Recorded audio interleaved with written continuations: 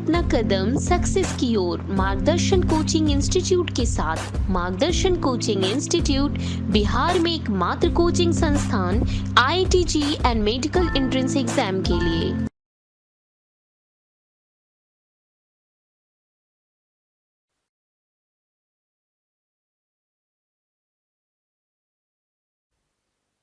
Welcome बच्चों। तो आज हम लोग एक नई थ्योरी को शुरू करेंगे, वैलेंस बॉन्ड थ्योरी। तो आइए देखते हैं valence bond theory.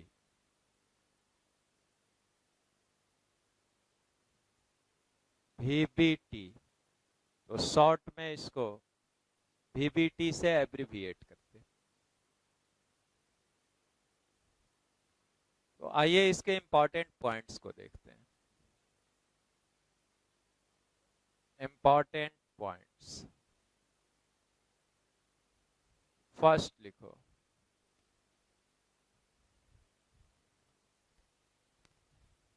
a covalent bond is formed by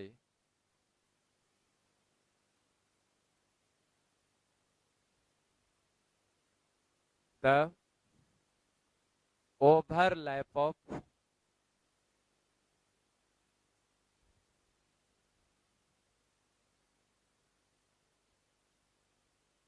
valence shell atomic orbitals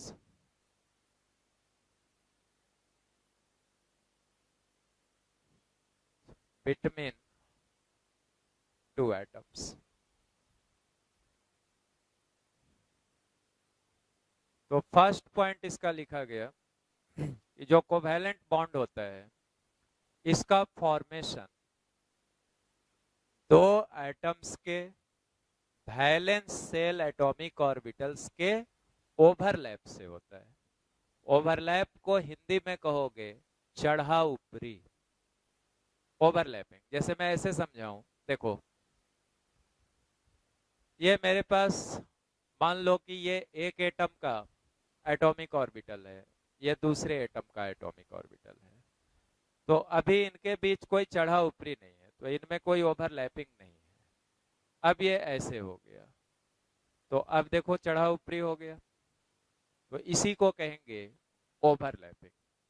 तो फर्स्ट पॉइंट को आपने क्लियर किया, जो कोवैलेंट बॉन्ड का फॉर्मेशन होता है वो दो एटम्स के वैलेंस शेल एटॉमिक ऑर्बिटल्स के ओवरलैप से होता है, राइट। अब आइए second point, valence shell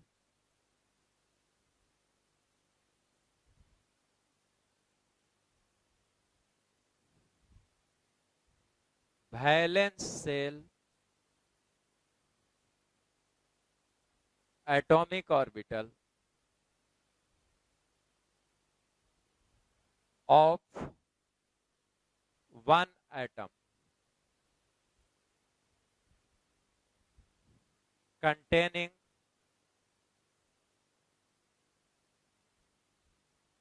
unpaired electron। unpaired electron overlaps with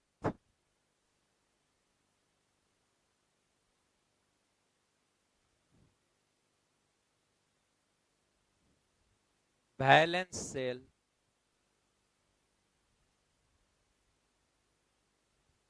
atomic orbital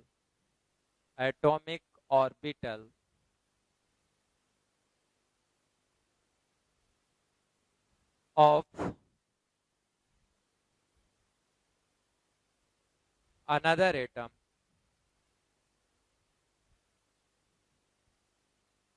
containing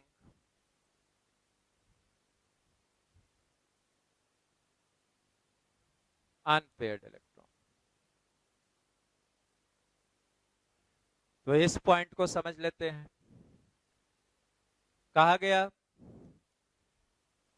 कि एक एटम का वैलेंस शेल एटॉमिक ऑर्बिटल जिसके पास अनपेयर्ड इलेक्ट्रॉन होगा वो दूसरे एटम के ऐसे वैलेंस शेल एटॉमिक ऑर्बिटल के साथ ओवरलैप करेगा जिसके पास भी अनपेयर्ड इलेक्ट्रॉन होगा। तो मतलब दो एटम के जिन एटॉमिक ऑर्बिटल्स के बीच ओवरलैपिंग होगा उनके पास अनपेयर्ड इलेक्ट्रॉन होना चाहिए, तभी ओवरलैपिंग होगी। और वो अनपेयर्ड इलेक्ट्रॉन्स अपोजिट स्पिन के साथ भी होना चाहिए। मतलब एक में अगर क्लॉकवाइज स्पिन के साथ है तो दूसरे में एंटी क्लॉकवाइज स्पिन के साथ, राइट। तो ये सेकंड पॉइंट था। थर्ड आओ,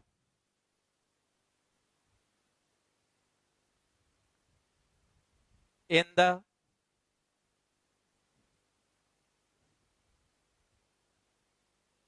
formation of coordinate bond,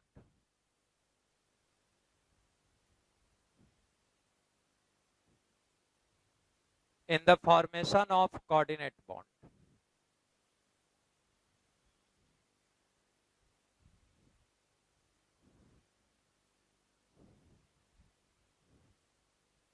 atomic orbital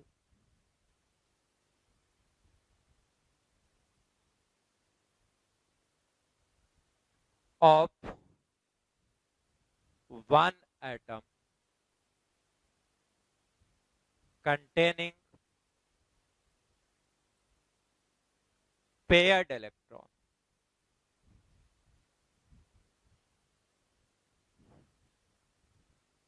overlaps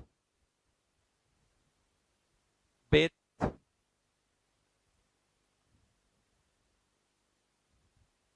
atomic orbital of other atom containing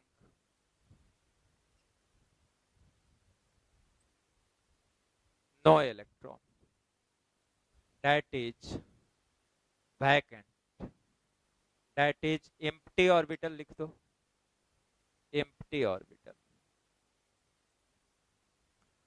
तो इस पॉइंट को भी समझ लेते हैं।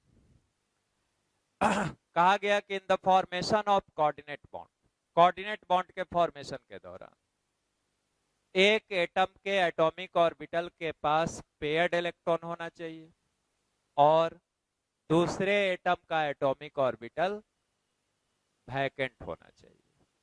तो जब कोऑर्डिनेट बॉन्ड बनाने के लिए दो एटम्स के एटॉमिक ऑर्बिटल ओवरलैप करेंगे तो उसमें से एक एटम के एटॉमिक ऑर्बिटल के पास पेयर्ड इलेक्ट्रॉन होगा और दूसरे एटम का एटॉमिक ऑर्बिटल वैकेंट होगा। फोर्थ लिखो, fourth, only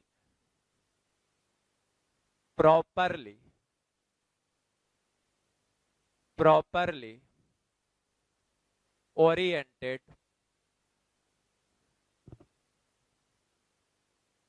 AT dot for atomic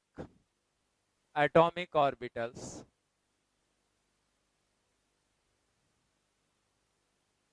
takes part in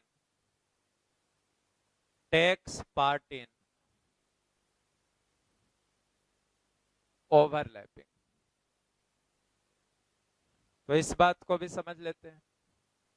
देखो कहा जा रहा कि सिर्फ प्रॉपरली ओरिएंटेड एटॉमिक ऑर्बिटल्स ही ओवरलैपिंग में भाग लेंगे। मतलब दो एटम्स के जिन एटॉमिक ऑर्बिटल्स के बीच ओवरलैपिंग हो रहा होगा उनका ओरिएंटेशन जरूरी तौर पे प्रॉपर होना चाहिए। अब ये प्रॉपर ओरिएंटेशन क्या है इसको थोड़ा अच्छे से समझते हैं। देखो मान लो कि एक एटम के पास अनपेयर्ड इलेक्ट्रॉन px ऑर्बिटल में है। px समझते हो, px में दो लोब्स हैं और वो दोनों लोब्स एक्स एक्सिस के लॉन्ग ओरिएंटेड है। दूसरे एटम के पास अनपेयर्ड इलेक्ट्रॉन उसके py ऑर्बिटल में है।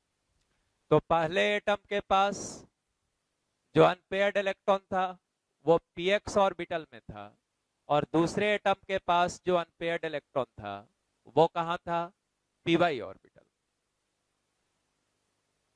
अब px और py के बारे में सोचो। px oriented along x axis, py oriented along y axis, और x और y एक्सिस म्यूचुअली परपेंडिकुलर है।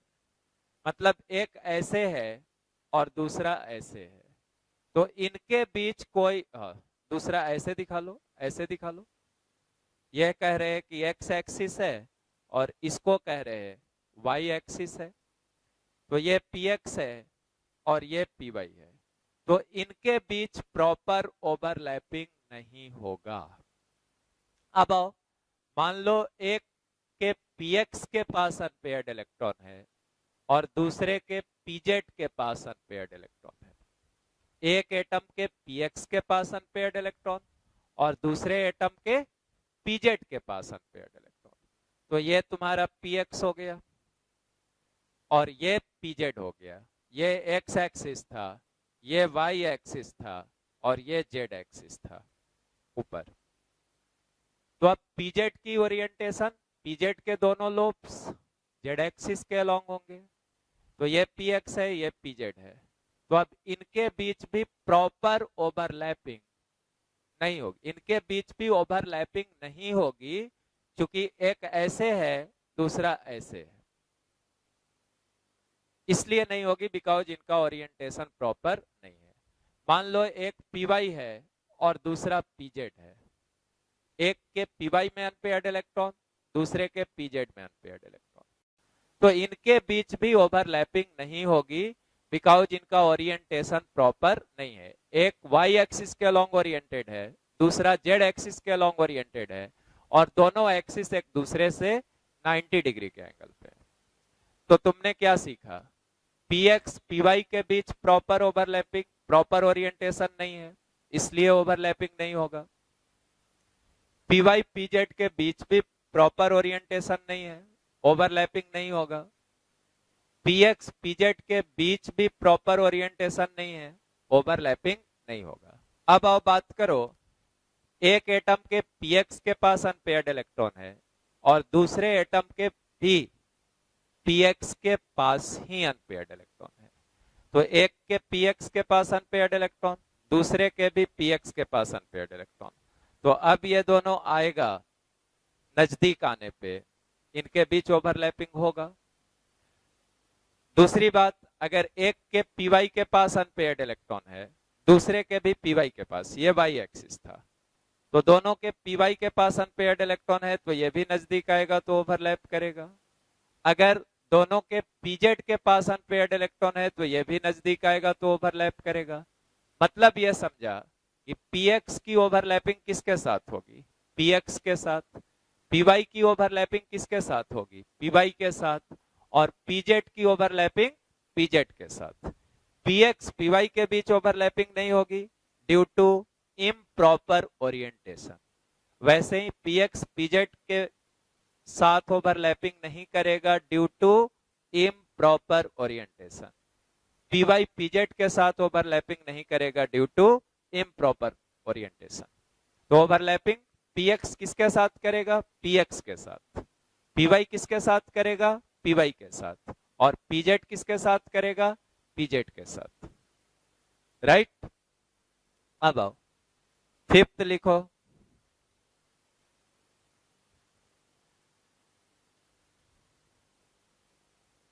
Fifth, greater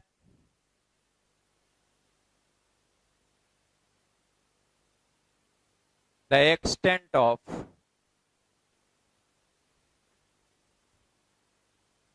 overlapping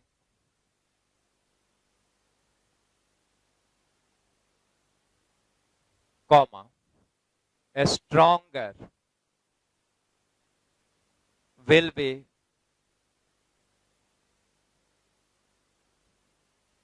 the bond formed.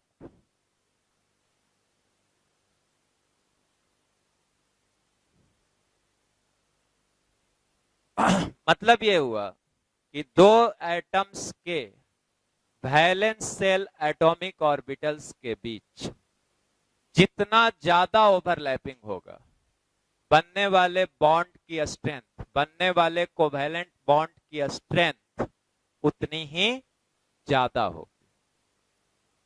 तो वंस अगेन, दो एटम के unpaired electron containing atomic orbital के बीच ओवरलैपिंग जितनी ज्यादा होगी, बनने वाले बॉन्ड का स्ट्रेंथ उतना ही ज्यादा होगा। ऐसे समझो, जैसे ये एक px कहें, इसको भी दूसरा px कहें, ये एक एटम का px, ये दूसरे एटम का px।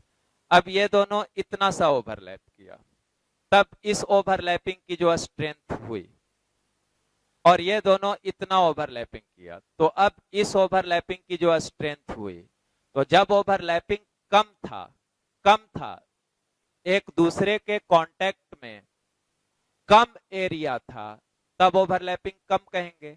जब एक दूसरे के कांटेक्ट में ज्यादा बड़ा एरिया है, तब ओवरलैपिंग को ज्यादा कहेंगे। तो अब देखो तो कौन सा ओवरलैपिंग ज्यादा स्ट्रांग है, जब कम हुआ था तब या ज्यादा हुआ था तब? किसे आसानी से तोड़ सकते हो, इसको या इसको? तो जब कम ओवरलैपिंग होगा तो उसे आसानी से तोड़ा जा सकता है, वह आसानी से ब्रेक कर जाएगा। मतलब जितना कम ओवरलैपिंग होगा वैलेंस शेल एटॉमिक ऑर्बिटल्स के बीच, बनने वाले बॉन्ड की स्ट्रेंथ उतनी ही कम होगी, और जितना ज्यादा ओवरलैपिंग होगा, बनने वाले बॉन्ड की स्ट्रेंथ उतनी ही ज्यादा होगी। राइट? अब नेक्स्ट पॉइंट लिखो 6। Valence shell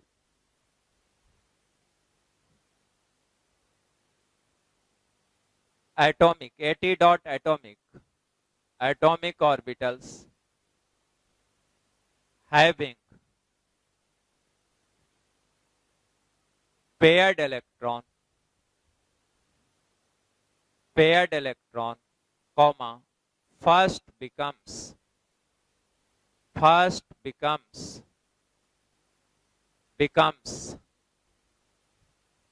unpaired in excited state,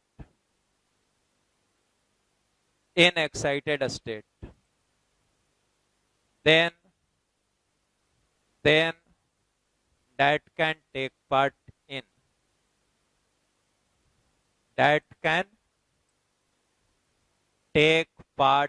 in overlapping.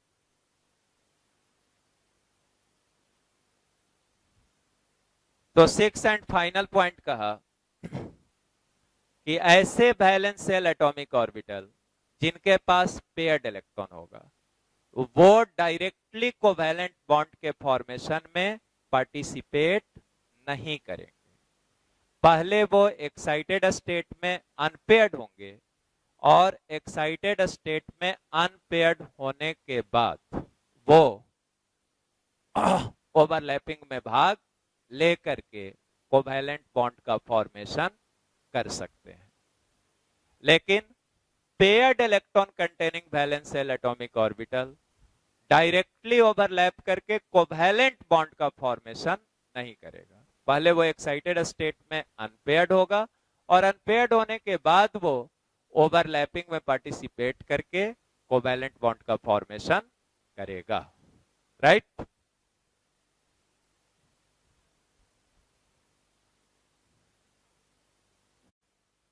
अब आओ एक पॉइंट और जान लो,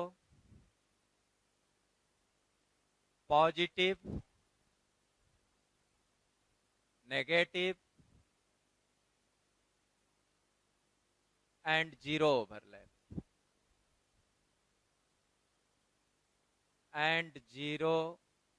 overlap, positive, negative and zero overlap.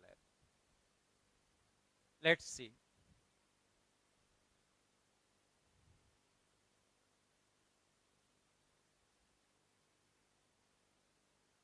ये एक p ऑर्बिटल है,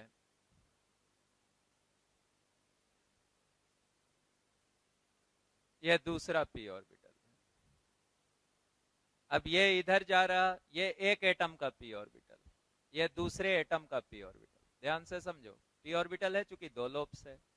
अब एक लोब का साइन दिखाया गया, वेव फंक्शन की साइन, नेगेटिव, दूसरे का पॉजिटिव।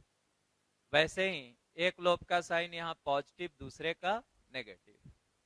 अब ये इधर आ रहा, ये इधर जा रहा, तो ये इधर आ रहा, ये इधर जा रहा, तो ओवरलैप करेगा। और यहां से जो ओवरलैपिंग हुई, ये इक्विवेलेंट लिखा जा रहा। तो नजदीक आने पे जो ओवरलैपिंग होगी वो ऐसा, इसका निगेटिव, इसका पॉजिटिव, इसका पॉजिटिव, इसका नेगेटिव।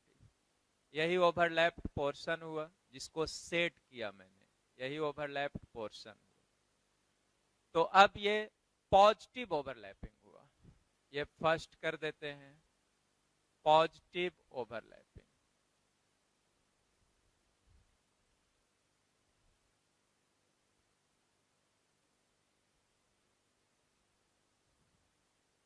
प्लस साइन वाले लोब के बीच ओवरलैपिंग हुई, तो इसको क्या कह दिया, सेम साइन वाले लोब्स के बीच ओवरलैपिंग हुई, then it is called positive overlapping.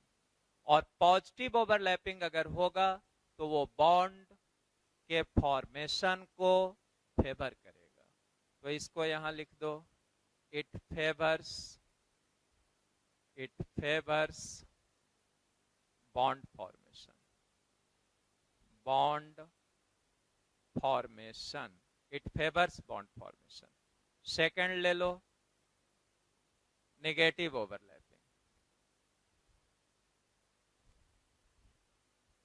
Negative overlapping.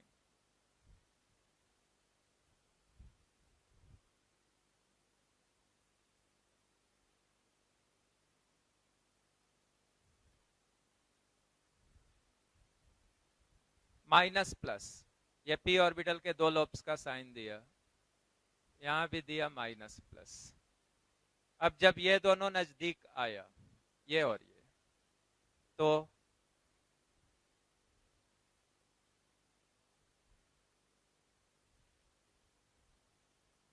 इसका माइनस था, इसका प्लस, इसका माइनस था, इसका प्लस। तो अपोजिट साइन वाले लोब्स के बीच ओवरलैप हुआ, इसका प्लस और इसका माइनस, ये शेडेड पोर्शन, ओवरलैप्ड पोर्शन। तब इसको कहेंगे नेगेटिव ओवरलैपिंग, यहां तो लिख ही दिया है, यही हुआ नेगेटिव ओवरलैपिंग। और ये क्या करेगा, अनफेवर, अनफेवर बॉन्ड फॉर्मेशन, मतलब ये बॉन्ड फॉर्मेशन को सपोर्ट नहीं करेगा, अनफेवर बॉन्ड फॉर्मेशन। थर्ड आ जाओ, हालांकि ये बातें तुम्हें बहुत नहीं होती हैं लेकिन फिर भी जान लो। थर्ड, जीरो ओवरलैप,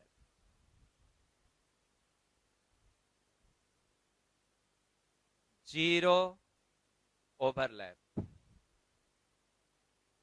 तो अब आओ जीरो ओवरलैप की बात कर रहे हैं। मान लो एक p ऑर्बिटल ये है, इसके दो लोब्स का साइन ये है, दूसरा p ऑर्बिटल ये है। अब जब ये नजदीक आएगा, इक्विवेलेंट टू का साइन दे दिया, ये दोनों नजदीक आएगा, तो नजदीक आएगा तो इनके बीच ओवरलैपिंग होगी कुछ इस तरीके का।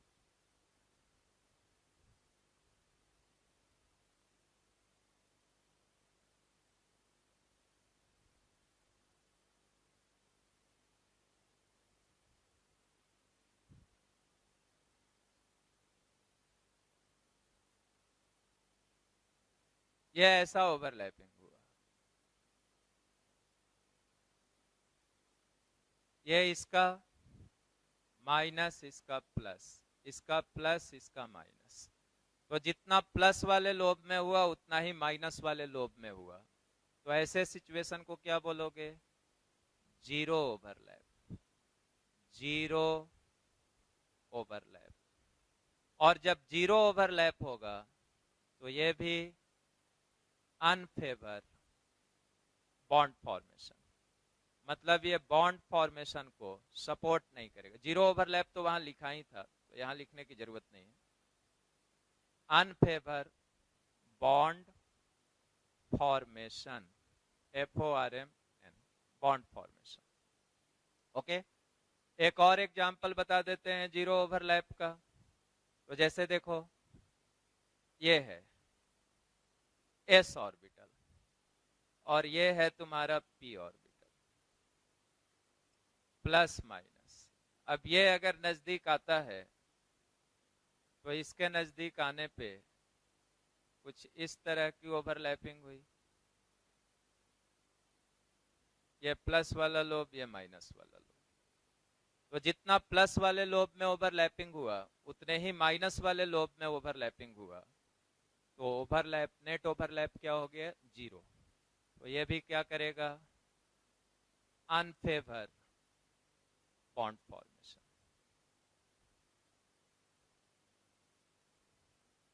बॉन्ड फॉर्मेशन, तो बॉन्ड फॉर्मेशन को फेवर सिर्फ कौन करेगा? Positive overlap. और पॉजिटिव ओवरलैप कहने का मतलब ऑर्बिटल्स जो ओवरलैप कर रहे हैं वो सेम साइन वाले लोब्स ओवरलैप करेंगे, तब उसको पॉजिटिव ओवरलैप बोलोगे। और पॉजिटिव ओवरलैप अगर एटॉमिक ऑर्बिटल्स के बीच होगा तो वो बॉन्ड फॉर्मेशन को फेवर करेगा। एक बात देखा था कि only properly oriented orbitals takes part in overlapping, ठीक है। और ये ओवरलैपिंग किसके फॉर्मेशन के लिए हो रहा था? कोवैलेंट बॉन्ड के फॉर्मेशन के लिए, राइट। तो चूंकि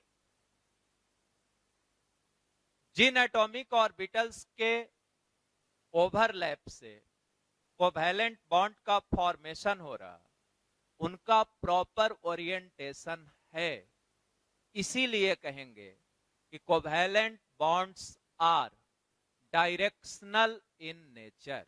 उनमें डायरेक्शनल प्रॉपर्टी हो, because they are formed as a result of proper orientation of atomic orbitals between two atoms.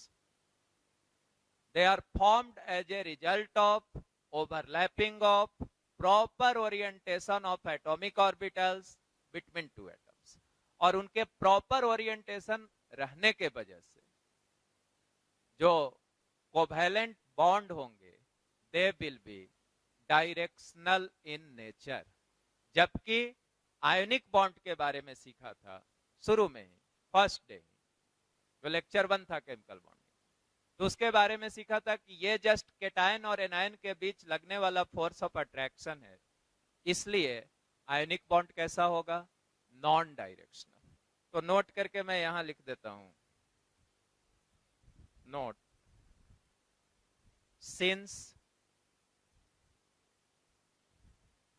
covalent bond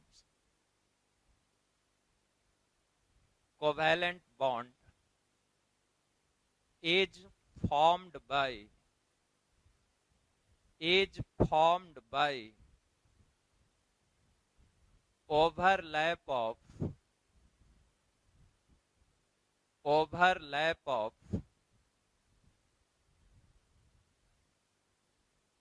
properly oriented orbitals, properly oriented atomic orbitals